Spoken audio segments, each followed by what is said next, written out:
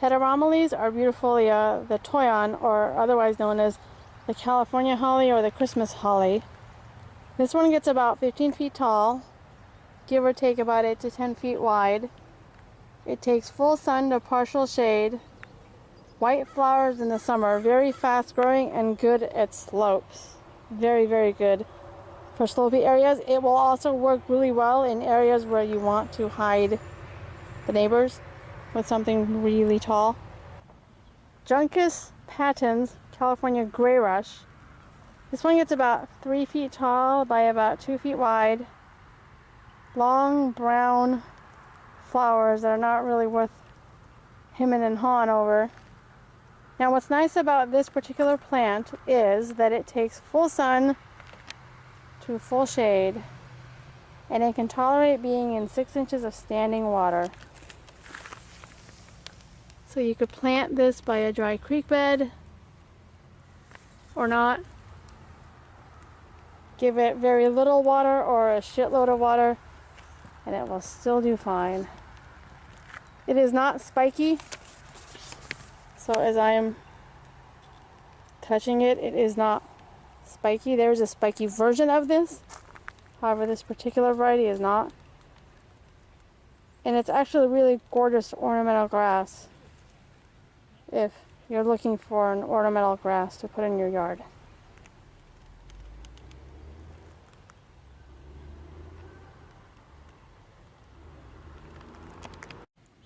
So this plant is Lamus condensatus Kenyan Prince.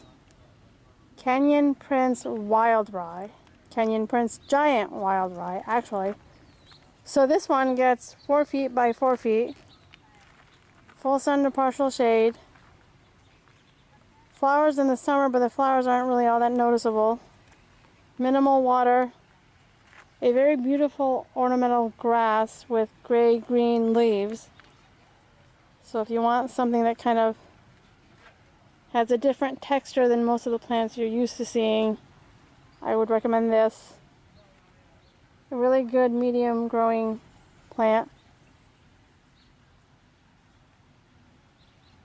It might get a little taller than 4 feet, probably closer to 6, depending on where you live and your soil condition. If you've got the right soil condition, this could again get a little wild, but not in an invasive way.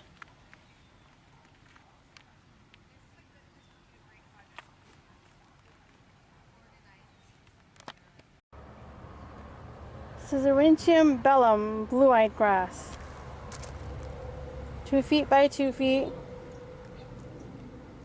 Blue flowers in the spring, although the flowers to me look more purple than blue.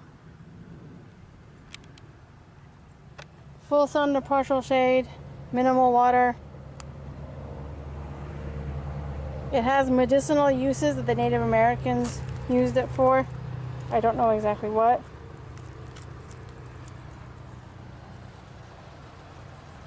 And this will reseed itself. And you can, once it's done flowering, just take the seeds and sprinkle it around your garden and you'll have more. It is not invasive, however. And it is very beautiful.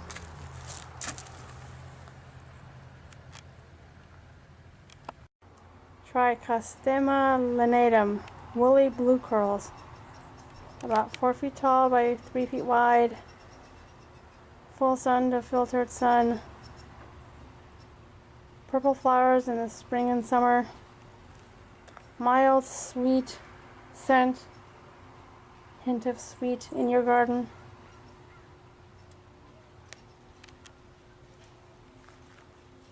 The Native Americans did use this medicinally. They also used it for fishing. I'm told they also used it for fishing, if you heard in the background.